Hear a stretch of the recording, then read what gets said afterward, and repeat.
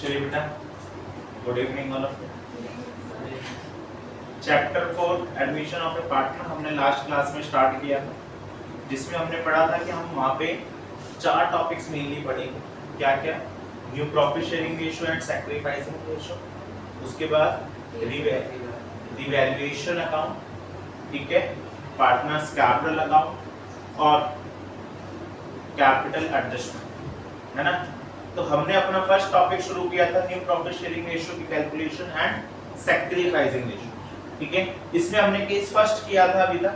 मैंने बोला था आपको यहाँ पे 3 केसेस हैं, इसमें से फर्स्ट केस हमने किया था। फर्स्ट केस क्या था हमारा कि when new partner acquire his share of profit from old partners in their old ratio, ठीक है, उनसे उनकी पुरानी रेशो में ही एक्वायर कर रहा है।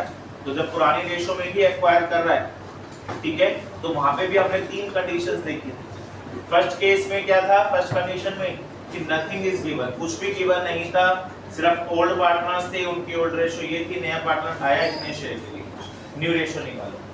सेकंड कंडीशन में हमने क्या देखा था कि हमें फ्यूचर रेशो गिवन थी पुराने पार्टनर से, तो हमने उसके अकॉर्डिंगली रिमेनिंग शेयर को फ्यूचर रेशो बांट दिया था।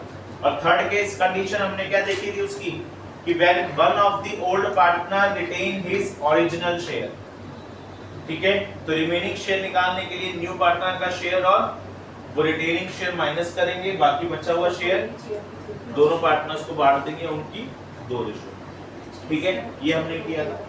Now we are going to our second case of new profit sharing ratio, that is when new partner acquire his share of profit from old partners in a particular ratio। वहां किस ratio में ले रहा था case first में? Old ratio में। यहां किस रेशो में एक्वायर कर रहा है? Particular ratio. पर्टिकुलर रेशो का मतलब कि in which ratio he is acquiring the share from old partner will be given. यहां पे हमें गिवन होगी कि किस रेशो में एक्वायर किया, ठीक है। फॉर एग्जांपल के लिए हम लेते हैं, सपोज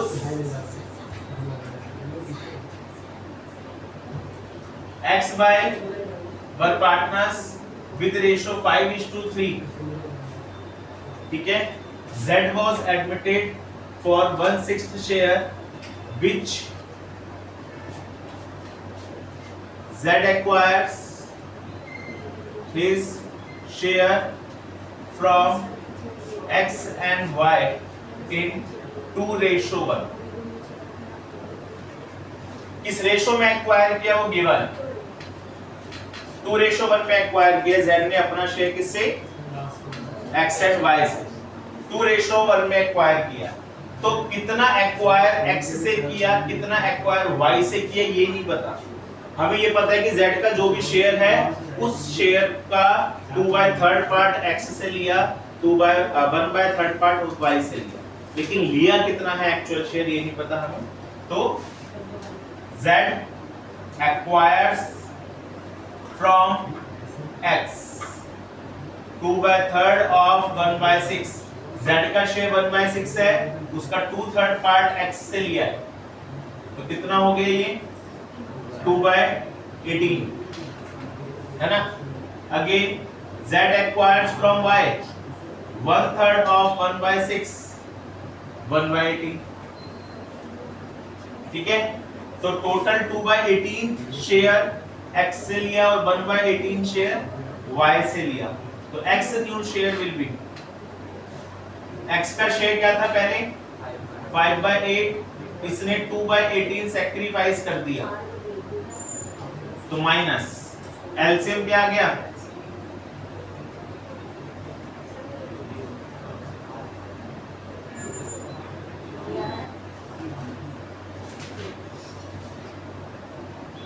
$72,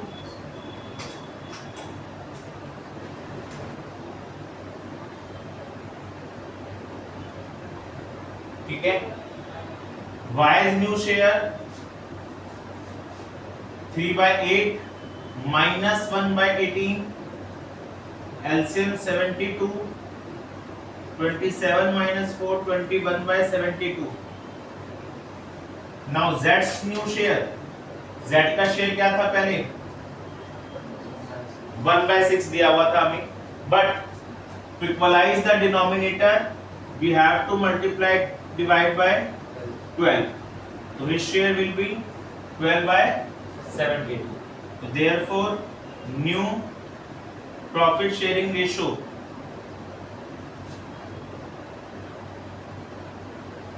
is equals to 37:23:12. ठीक है, और we can sum it up as 72.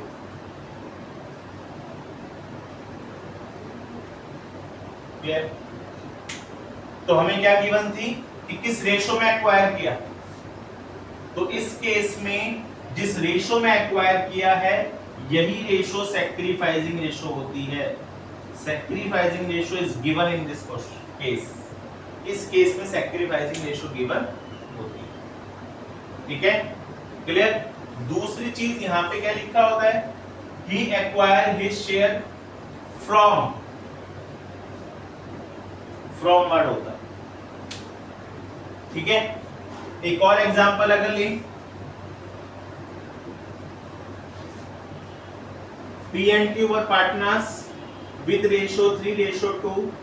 R was admitted for 1/4 share.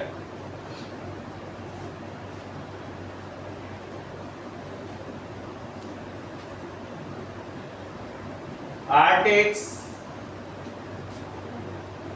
1/8 share from P and 1/8 share from Q. ठीक है, अब यहां पे क्या डिफरेंस है,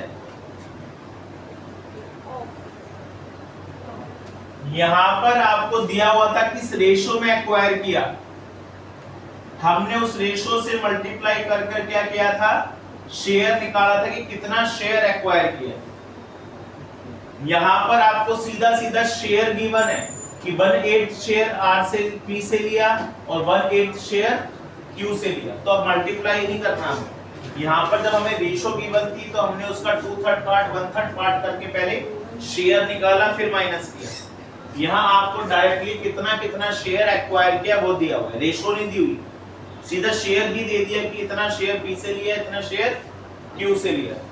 ठीक है, तो सीधा सीधा क्वेश्चन है, तो P is new share, P का शेयर 3/5 था, इसने 1/8 दे दिया है, 1/8 सैक्रिफाइस कर दिया, तो minus 40 LCM 24 minus 5 19/40. Q's new share 2/5 minus 1/8 16 minus 5 11/40. R's share, R का शेयर 1/4 था, again to equalize the denominator multiply divide by 10, तो न्यू रेशियो विल बी 10/40. तो new profit sharing ratio will be 19:11:10. ठीक है, यहां अगर हम सैक्रिफाइसिंग रेशियो निकालने बैठेंगे तो कितना शेयर P से लिया 1/8 और 1/8, क्योंकि डिनोमिनेटर सेम है आपका इसमें, है ना, तो सैक्रिफाइसिंग रेशियो क्या हो गई, इक्वल.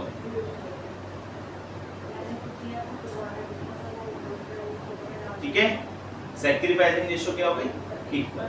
यहां पर भी हमें डिनोमिनेटर इक्वल करने होते हैं, लेकिन यहाँ पे हम क्या देखते हैं न्यू रेशियो में कि जो ऊपर वाली वैल्यूज हैं न्यूमरेटर्स, इन न्यूमरेटर्स का सब डिनोमिनेटर के इक्वल होना चाहिए. लेकिन जब गेनिंग या सैक्रिफाइसिंग रेशियो हम कैलकुलेट करते हैं तो वहां हम सिर्फ ये देखते हैं कि डिनोमिनेटर सेम होना चाहिए, सब नहीं देखते न्यूमरेटर, सिर्फ डिनोमिनेटर सेम रखना है. तो यहाँ पे क्योंकि डिनोमिनेटर सेम थे तो जो न्यूमरेटर है वो सैक्रिफाइसिंग रेशियो. क्लियर है? तो सेकंड केस हमारा सिर्फ इतना ही है जिसमें हमें क्या दिया हुआ है कि जो न्यू पार्टनर है वो एक्वायर करेगा पुराने पार्टनर से शेयर इनकी एक पर्टिकुलर रेशो में। किस रेशो में एक्वायर किया वो रेशो हमें गिवन, पर्टिकुलर रेशो। वो किस तरह से गिवन हो सकती है, या तो रेशो भी गिवन हो सकती है या सीधा शेयर कितना कितना एक्वायर किया वो भी गिवन हो सकती है। ठीक है, क्लियर? नोट डाउन करें फटाफट।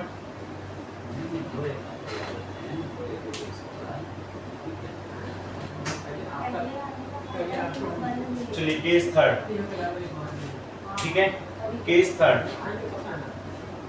फर्स्ट टू केसेस में हमने क्या पढ़ा था कि नया पार्टनर पुराने पार्टनर से किस रेशो में एक्वायर कर रहा है। फर्स्ट केस में हमने पढ़ा था कि उनकी ओल्ड रेशो में ही एक्वायर कर रहा है। सेकंड केस में हमने क्या पढ़ा था, अभी जो एक पर्टिकुलर रेशो में एक्वायर कर रहा है। किसमें कर रहा है? एक पर्टिकुलर रेशो में एक्वायर। ठीक है, यहां पर आपको क्या होगा थर्ड केस में कि when old partners surrenders a particular fraction of their shares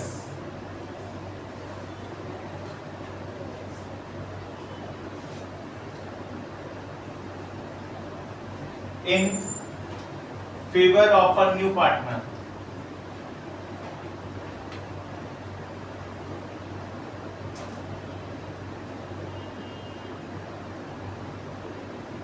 उन दो केसेस में हमने क्या पढ़ा था कि नया पार्टनर एक्वायर कर रहा था पुराने पार्टनर से। यहां पे हम क्या पढ़ेंगे कि पुराने पार्टनर्स सरेंडर कर रहे हैं particular fraction of their shares. पुराने पार्टनर्स अपने शेयर का पर्टिकुलर फ्रैक्शन मतलब कुछ हिस्सा, कुछ पार्ट फेवर कर रहे हैं, सरेंडर कर रहे हैं in favour of new partner. ठीक है, वहां पे नया पार्टनर एक्वायर कर रहा था इतना या इस रेशो में। यहां पे पुराने पार्टनर्स दे रहे हैं नए पार्टनर को अपने शेयर का कुछ हिस्सा, कुछ पार्ट। कैसे? Example, R and S partners थे, रेशो थी 5:3। P was admitted, R surrenders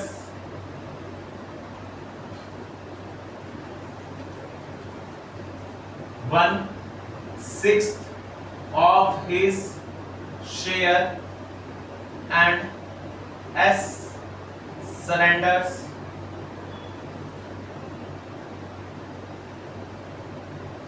1/6 of his share in favor of T। ठीक है,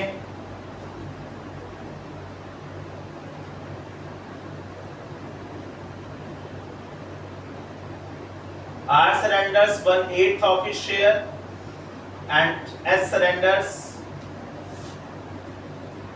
1/6 of his share in favor of T। ठीक है, अब कैसे किया जाएगा? R ने अपने शेयर का 1/8वां हिस्सा T को दिया। यहां पर तीन पहचान है। पहला क्या, न्यू पार्टनर का शेयर गिवन नहीं होगा। ठीक है, दूसरी surrenders, old partner surrender word दिया होगा, सरेंडर या गिव्स या सैक्रिफाइसेस। ठीक है, क्लियर? और तीसरा old partner of his share, of word होगा। वहां पे क्या था सेकंड केस में? फ्रॉम। यहां पे क्या होगा? ऑफ होगा। तो ऑफ का मतलब का अपने शेयर का 1/8 पार्ट। तो आर से सरेंडर, आर ने कितना सरेंडर किया है एक्चुअली? बोला भाई अपने शेयर का 1/8 पार्ट। तो आर का शेयर कितना था 5/8, उसका 1/8 पार्ट सरेंडर किया है, तो इट मींस 5/64 पार्ट दिया है इसने, ठीक है। एंड एस सरेंडर 3/8 का 1/6 पार्ट, तो 3/48, ठीक है। और हम इसको क्या कर सकते हैं 1/16, ठीक है। तो आर से न्यू शेयर क्या हो गया, आर का शेयर पहले 5/8 था, इसने 5/64 दिया है, तो minus 5/64, LCM 64, 40 - 5 35/64, S new share 3/8 था, इसने 1/16 दे दिया, तो 16 एलसीएम 6 - 1 5/16, ठीक है। And T's new share, T का शेयर यहाँ पे पता नहीं था हमें, लेकिन हमें ये पता है कि 5/64 इसको R से मिला प्लस 1/16 S से मिला, तो जितना जितना इन दोनों से मिला ऐड कर देंगे इसका शेयर आ जाएगा, तो एलसीएम 64, तो 5 + 4 9/64। अब यहाँ पर 64 है डिनोमिनेटर, यहाँ पर 64 है डिनोमिनेटर, यहाँ 16 है, तो b multiplied divide by 4, so his share will be 20/64. Therefore new profit sharing ratio is 35:20:9, सम 64 ही आ रहा है, ठीक है, क्लियर। अब यहाँ पर अगर हमें सैक्रिफाइसिंग रेशियो निकालनी होगी तो क्या करेंगे, कितना सैक्रिफाइस इसने किया 5/64, उसने सैक्रिफाइस किया था 1/16। मैंने अभी आपको बोला था सैक्रिफाइसिंग रेशियो में हमें डिनोमिनेटर सेम चाहिए होते हैं बस, लेकिन डिनोमिनेटर अलग अलग हैं, तो मल्टीप्लाई,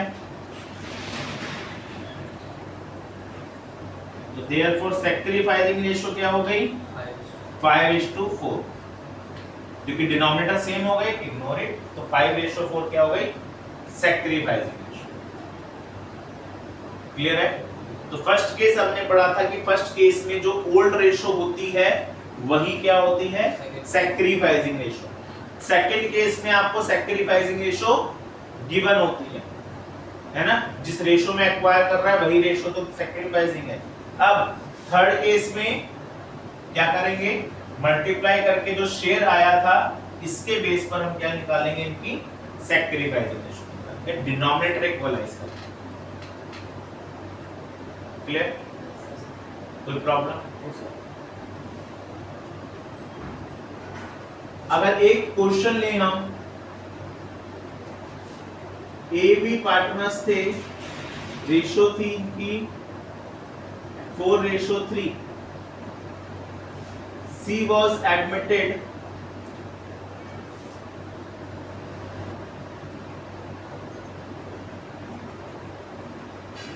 A gives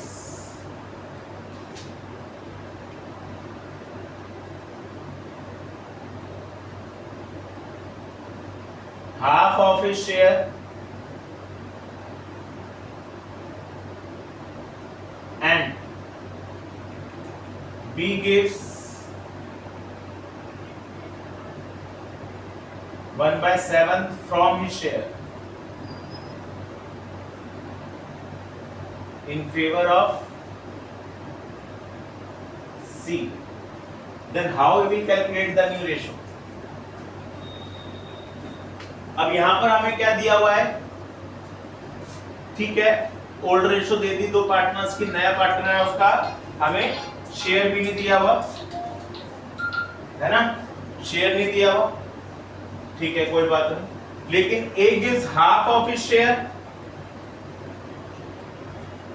और B gives 1/7 from his share, यहाँ ऑफ दिया हुआ है यहाँ फ्रॉम दिया हुआ है, तो ये आपको बड़ा ध्यान रखना पड़ेगा। ऑफ और फ्रॉम, तो दोनों केस मिक्स हो गए हैं यहाँ पे।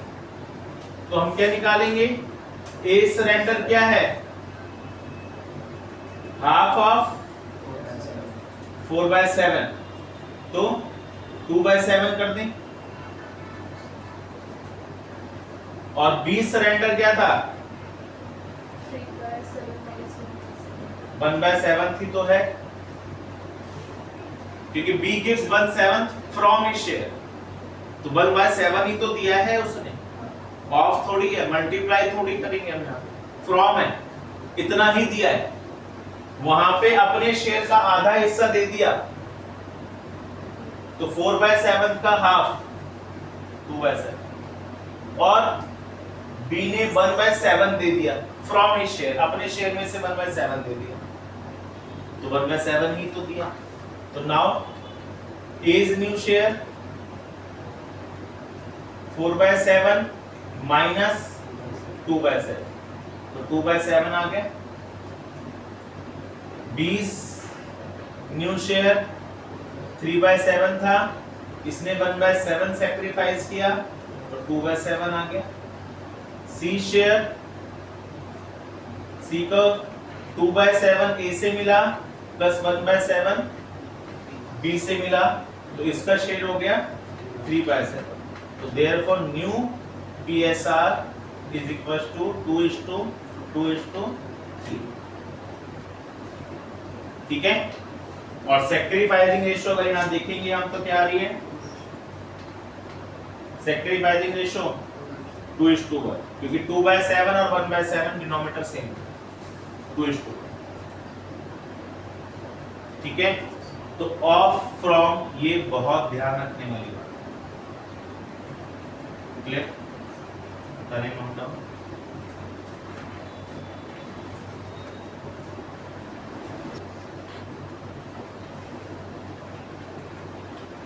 चलिए बुक का क्वेश्चन 17 निकालिए। बुक का क्वेश्चन 17 क्या बोलता है हमें कि Amit and Vidya, these were two partners with profit sharing ratio 3:2. They admit Chintan into partnership. Share is not given, लेकिन आगे क्या इंफॉर्मेशन गिवन है, they admit Chintan into partnership. Who takes?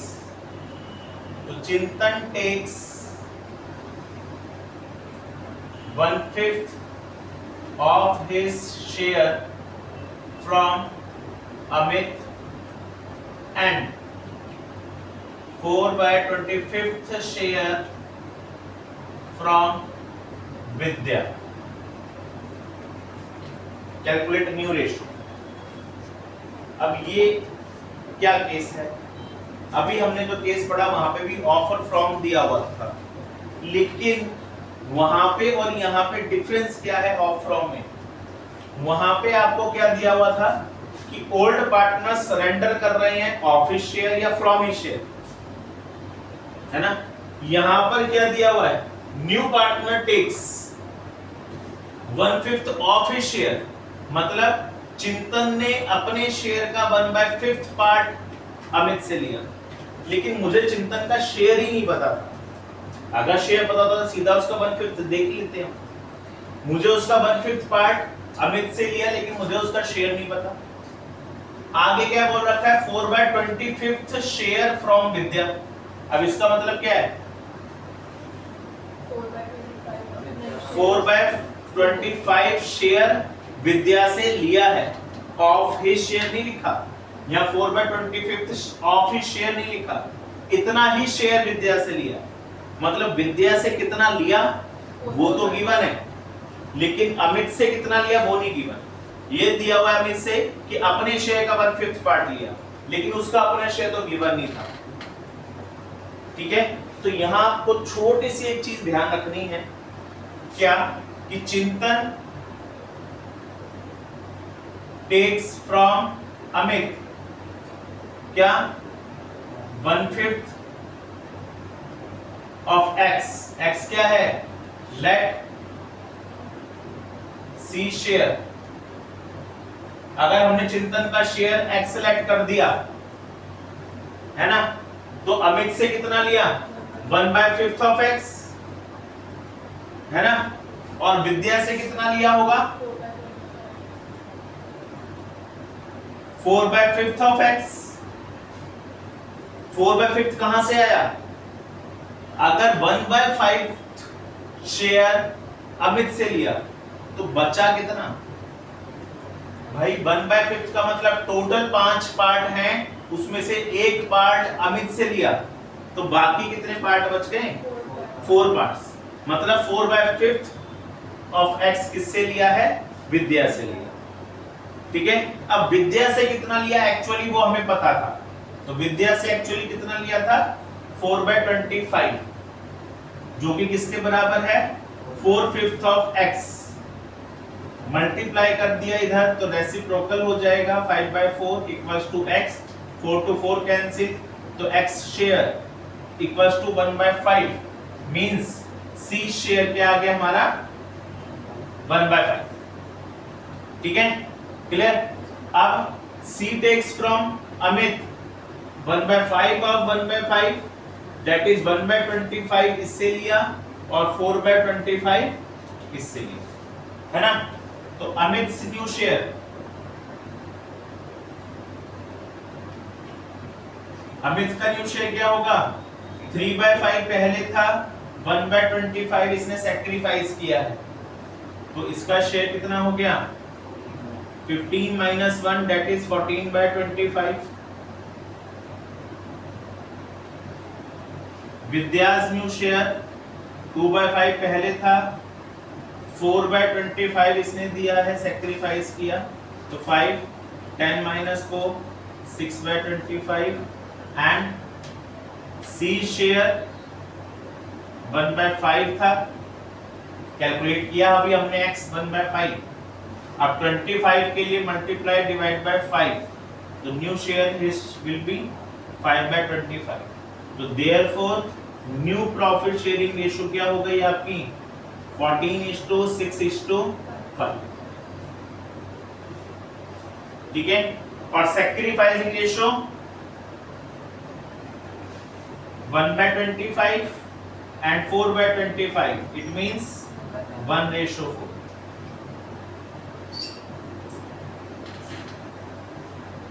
ठीक है, तो यही ट्रिक बस थी यहाँ पे जो आपको ध्यान रखनी है। अपने शेयर का 1/5 पार्ट अमित से लिया, लेकिन टोटल 4/25 विद्या से लिया है, तो अगर 1/5 पार्ट अमित से लिया तो 4/5 पार्ट अपने शेयर का विद्या से लिया, तो उसका शेयर हमने x सेलेक्ट कर लिया, 1/5 ऑफ x अमित से लिया और 4/5 ऑफ x विद्या से लिया, और 4/5 ऑफ x किसके बराबर है 4/25 दिया हुआ है कि विद्या से इतना शेयर लिया, तो हमने रेसिप्रोकल करके सॉल्व कर दिया, x की वैल्यू आ गई 1/5, मतलब c का शेयर आ गया, तो c ने 1/25 अमित से लिया एंड 4/25 विद्या से। ठीक है, तो सीधा सीधा अब नॉर्मल क्वेश्चन हो गया, 3/5 ओल्ड शेयर था अमित का, 1/25 सैक्रिफाइस कर दिया, तो माइनस करके इसका शेयर आ गया 14/25। विद्या का शेयर 2/5 था, इसने 4/25 सैक्रिफाइस कर दिया, माइनस करके आ गया 6/25। c का शेयर अभी हमने कैलकुलेट किया था 1/5, डिनोमिनेटर इक्वल करने के लिए मल्टीप्लाई डिवाइड किया 5 से, इसका शेयर आ गया 5/25, तो new ratio will B 14:6:5 and sacrificing ratio will B 1/4। Clear है, कोई प्रॉब्लम पक्का है ना। तो आज हमने क्या किया है, न्यू प्रॉफिट शेयरिंग रेशियो का ट्रीटमेंट और सैक्रिफाइसिंग रेशियो की कैलकुलेशन। ठीक है, नेक्स्ट क्लास में क्या करेंगे हम, treatment of goodwill at the time of admission of the party. ठीक है, तो नेक्स्ट क्लास में, नेक्स्ट वीडियो में हमारे पास क्या आएगा, treatment of goodwill at the time of admission of the party. ठीक है।